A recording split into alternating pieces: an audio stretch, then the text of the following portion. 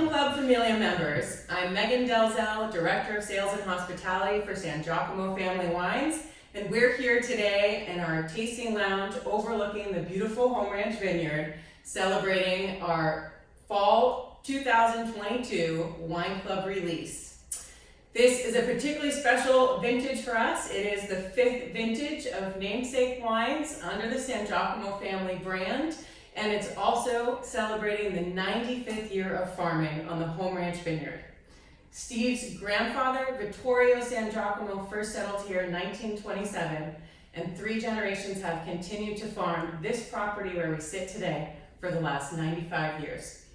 I'm sitting here with James MacPhail, our winemaker for Sangiacomo Wines, and Steve Sangiacomo, 3rd generation grape grower, who, along with his siblings, Mike and Mia, kicked off this brand in 2016. And let's just kick it off. Right. We're going to taste some wines today so that you get a chance to explore. Let's do cheers to 95. Let's do cheers to 95 years. Let's do that. Let's we got to start. Cheers to 95. Cheers to 95.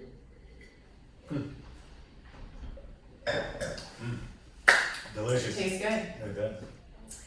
Okay, we're going to start our tasting for you today with our 2020 Green Acres Vineyard Chardonnay. As many of you know, a very special vineyard in the portfolio for the Sangiacomos. The very first grapes ever planted on their land in 1969. Certainly one of the most celebrated and accoladed Chardonnay vineyards that they farm, and a fan favorite in our portfolio for our club members. Why don't we kick things off and talk our way through it? So as Green Acres, it's a special place in our heart. For as Meghan noted, that it's the first vineyard we ever planted. But one thing about this bottling, it's a blend of 3 blocks that every generation that's farmed, my grandfather and grandmother, my dad, uncles and aunt, and my brother, sister, and I have all farmed. There's each block in there. There's the 1969 vineyard that my dad and grandfather planted, and then there's 2001 Wente that my brother and I and uncles and aunt, we all did together. So I like to say about this combination of blocks, it's all generations of touch. So it's a good ceremonial wine for 95 years. Cool. So. Yeah. The other thing with our Green Acres, it's our most sought after Chardonnay vineyard. Hence, it was our first vineyard we planted, but there's a serenity that comes with the site of, there's 3 creeks that run through it. There's Sonoma, Roger, and Fowler. So it's these microclimates that are encapsulated just with the wind patterns, the soils, very well drained soil, a lot of rock, a lot of cobblestone. And so for us, when we started the family back in 2016, and as we started to kind of sort through all our vineyards, of course we had to have a Green Acres Chardonnay. So it's kind of, to me, along with our home ranch, it's where we cut our roots on farming, but Green Acres is where we cut our roots on wine growing. So to me, it's kind of a really showcase wine in our portfolio. And I know James, I'll let him talk to this. It's kind of one, I think you told me when we hired James in 2016 as a wonderful wine maker for our brand. I think you were like, this is the first time you worked with it, right? Yep. But I enjoyed it thoroughly years prior from other producers. And then James, like, I finally get to work with Green Acres. Yeah. So, but yeah, it's a special vineyard, and we're this 2020 release, the 2020 vintage.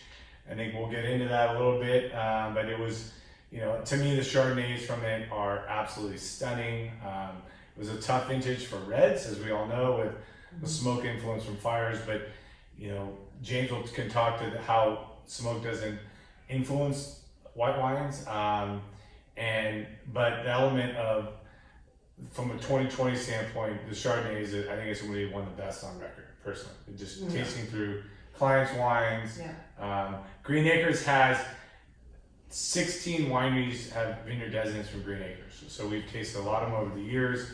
It's an ageable wine, which that's one thing that when you have over 50 vintages, it's fun to taste through them.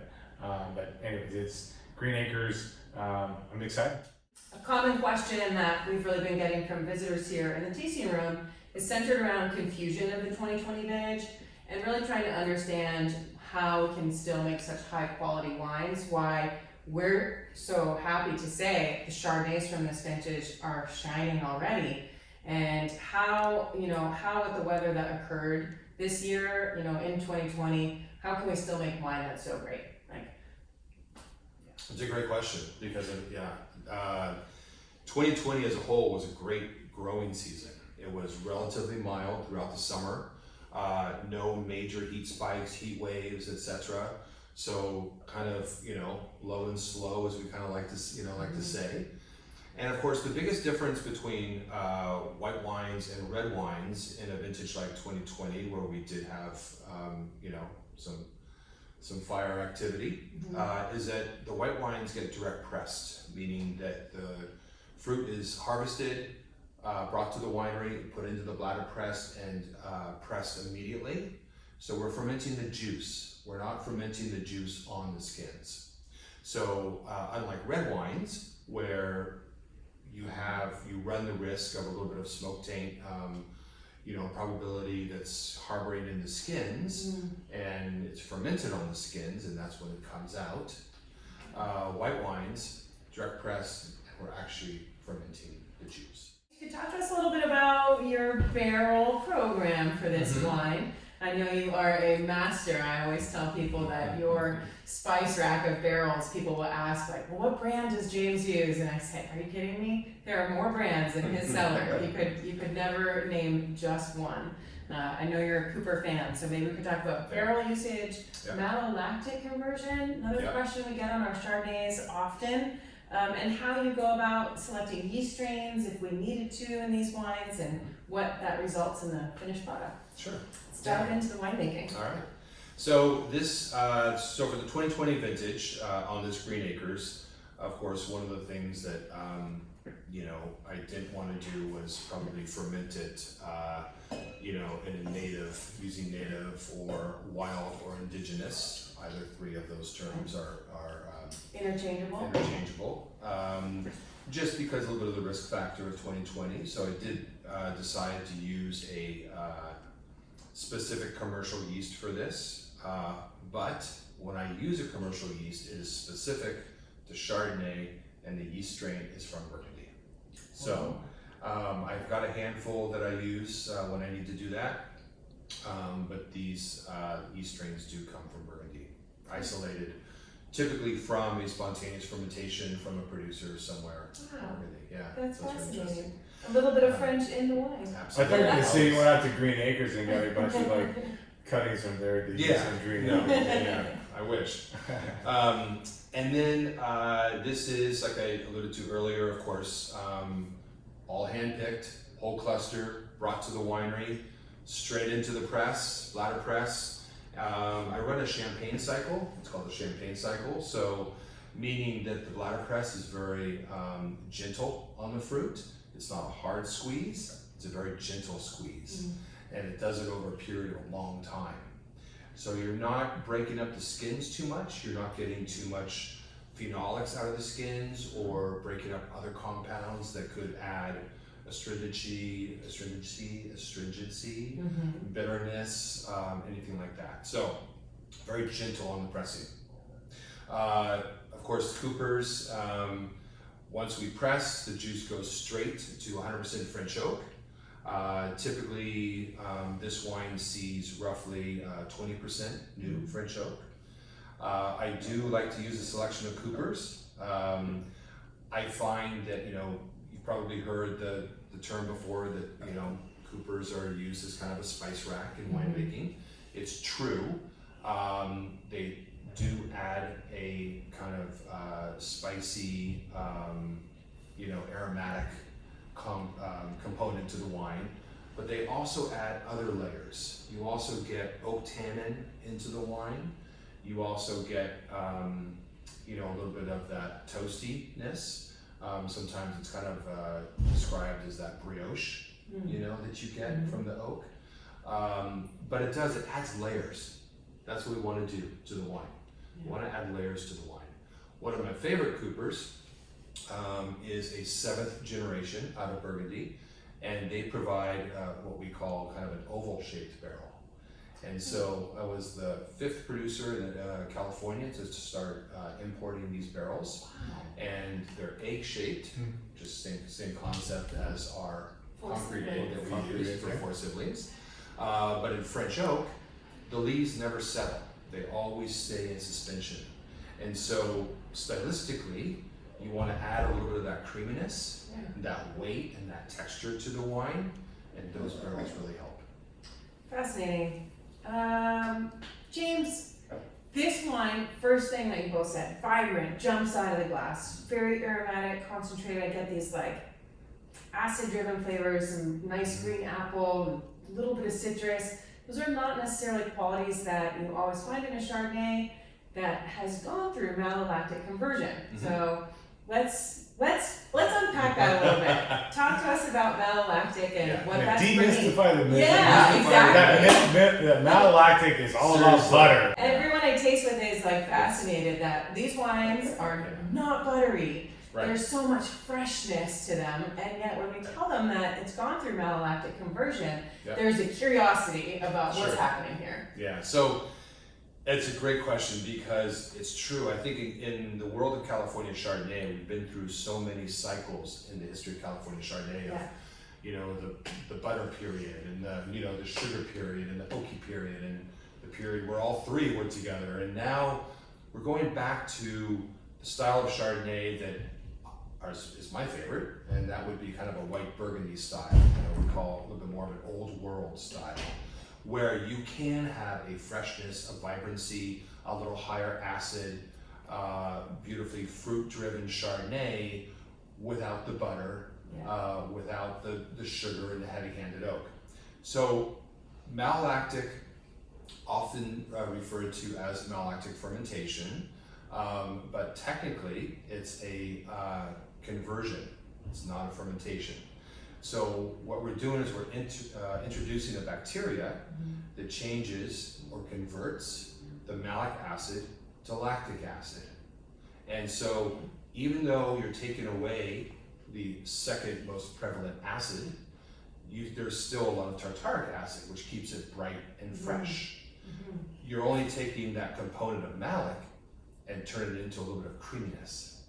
So you can still maintain a nice fresh acidity in a Chardonnay and also have a richness, a creaminess, and a weightiness. This has so much viscosity. It's just mouth-filling, but mouth-watering at the same time. I think with Green Acres, I think it has that complexity, and that's what makes me excited about drinking Chardonnay. It's the complexity, where you get, you still want, the weight, you still want the acid, but you want it to be, distinct, right? Absolutely. And there's terroir elements that, to Meghan, your point of like the consistency of Green Acres is just the complexity and it's viscosity and acid all together. It's a special site. I mean, that's what makes these wines, when you talk about a special wine, something that's unique and a fine wine, it's because of this site. The site is the driver. It's the start of making a very, a Chardonnay that has got almost all the components. Yes. Well, and even Four Ceilings, go back to that. I'm teasing that wine because you guys could. Also comes from Green Acres. Green Acres. That's the first vineyard we ever planted. Over 50-year-old Chardonnay vineyard, and there's so much of consistency when you taste the the 2000 or high Wente or Wente 05 Wente, and then the 1969. There's so much consistency among those three blocks, right? As we've tasted, and that's the site, right? It's that they all kind of have that their own uniqueness, but there's consistency that throughout all of them. So. When you're drinking at Green Acres. That's it. Absolutely. There's a trademark flavor. Yeah. If we were on a classification system, I'd certainly put it in a Grand Cru. I think it's such a beautiful Chardonnay vineyard. All right. Should we move on to Robert's Road? We are back and moving on to one of my personal favorite vineyards in the Sangiacomo portfolio, and one that I know is also very special to James and Steve, our Robert's Road Vineyard in the Petaluma Gap. The two wines here in this release are from 2019 vintage, so the last of our wines from an excellent year, and we'll kick things off talking about the Chardonnay. Can you jog your memory? Let's go back to 2019.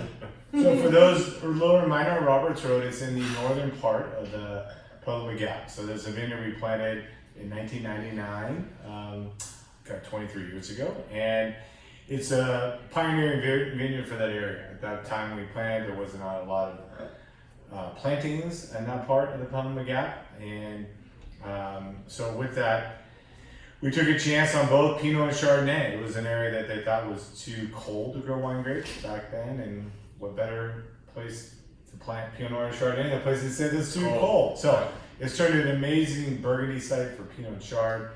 This 2019 was a vintage that was very, I just read that it was, going back in time, just reading through things. We're in 2022 vintage, so I'm trying to jog the memory. It was a very magical vintage in terms of just very seamless, not a lot of highs and lows. I wish we always like that in farming and vintages. And with that, I think it allows all these sites to be very, terroir driven. I think that 2019 is a very terroir driven vintage. I think I taste, to me, they're each 19 we've had, from Green Acres to Roberts Road to Home Ranch, I get a lot of site, which is great. That's great. So this, no better example than this 2019 Roberts Road. Yeah. Man, the first thing I notice is this, it's so fresh and so bright, and a little flintiness. There's just this siltiness to this wine that comes right out of the aromatics. So there's a pretty big history of this vineyard.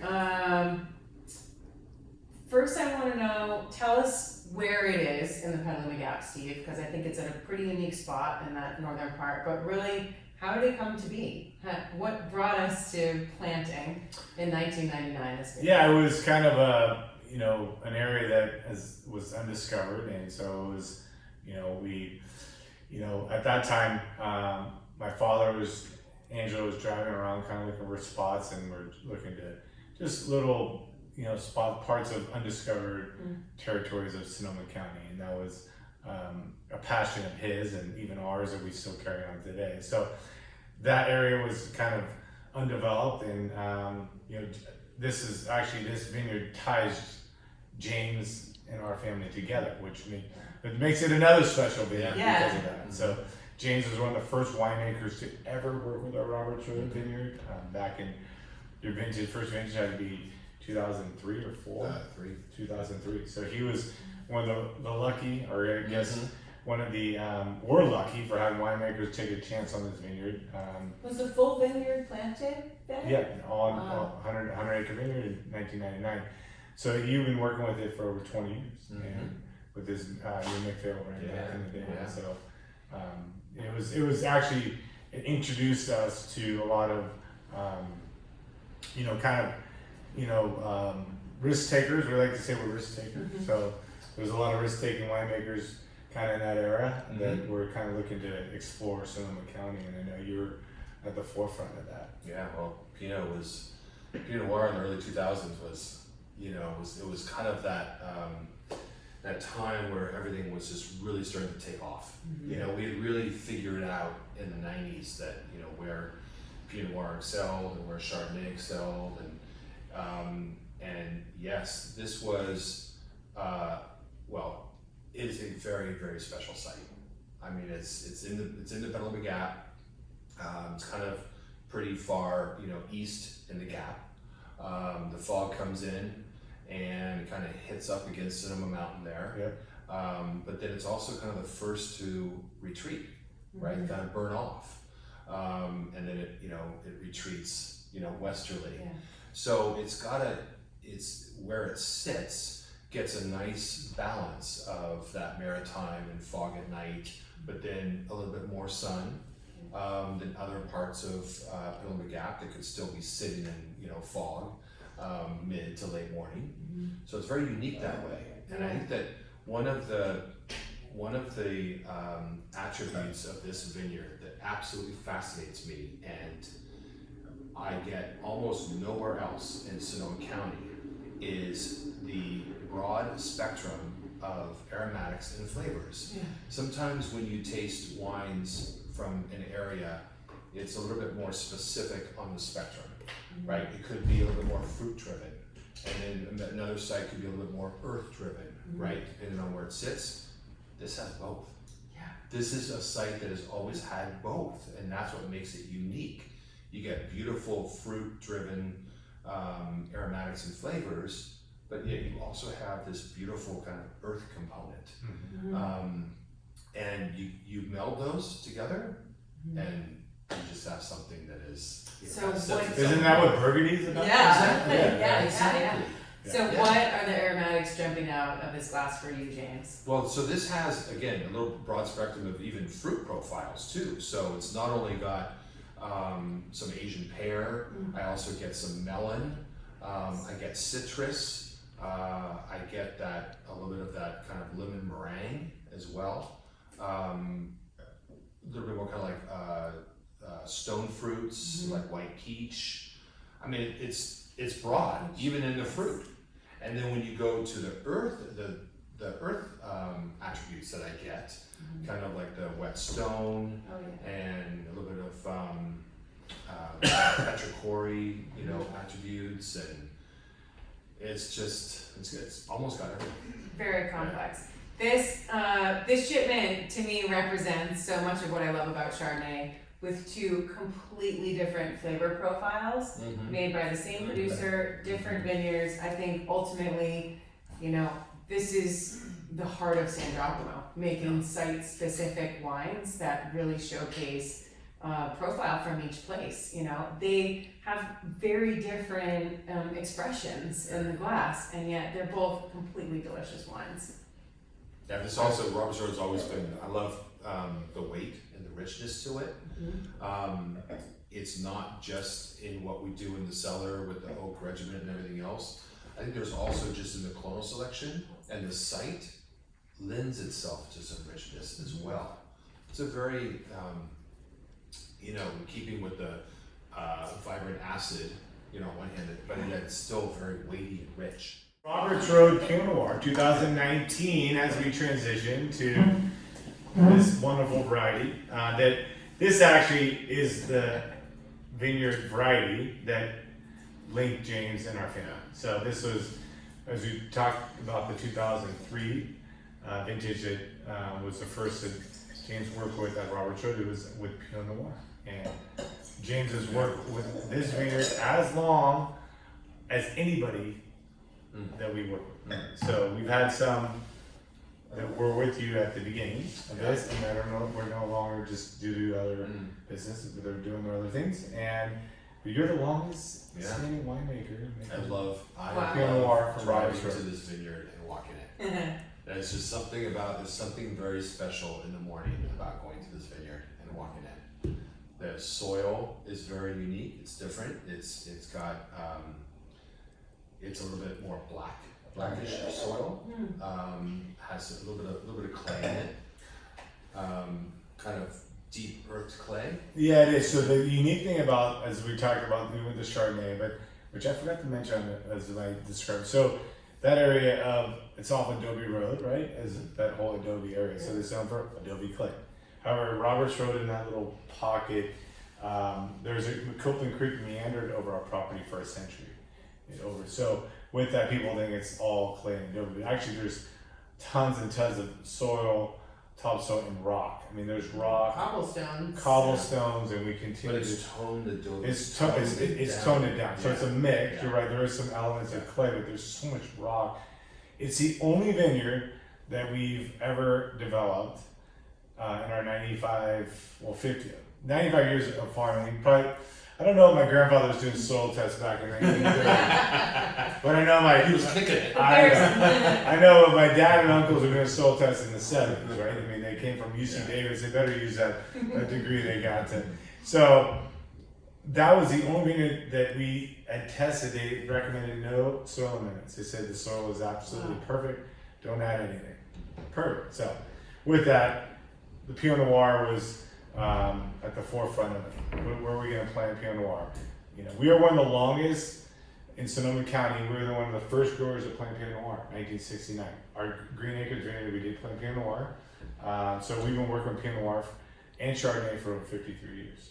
So we've learned the variety. It's my favorite variety in terms of just growing, maybe not growing, but just drinking. That is something that I hear, that Pinot is one of the hardest grapes to grow. Because it's very, and even on, winemaking, James can talk to, there's, your margin for is very slim, right? There's a lot of things you can do in the vineyard and winery that can really have a positive and negative effect on it. It makes me excited to drink it though. Oh. If there's anyone up for the challenge of farming Pinot Noir, it's certainly you and your family. So Robert's Road was a perfect, site for Pinot Noir because it's so cold. It's it's got that long growing season, and I love it. How's it? There's a lot of consistent 20 years of making. This has got to be your 20th vintage probably, or getting out there for making Robert's Road Pinot Noir. I think 19? Yeah. 19. Be the 19th. Actually 20th. 20. It Right is being 20. add, Yeah. it's the 20th. Yeah, so that's 30th. true. Yep, a math major. Hey, well, We're gonna do the math major. that's This tasty. is the 20th year. All right, James, There you go. talk us through some Oh my flavors here that goodness, you've been so, tasting for 20 years. Again, back to the beauty of the site, the weather, the soil, the topography, it all blends itself together to create a wine that is so unique. Yeah. I don't even without even tasting it, putting your nose in a glass. I don't know of any other Pinot Noir that has such diversity of, again, fruit and earth. Yeah, That's what I always get, that great combo. It kind of clashes this in is glass. just beautiful. And I get like you can violets pick and out- plum and Right? citrus. It's So it makes so your it makes your expressive. wine kind of go wild. So I love wines that make you pause, make you think, right?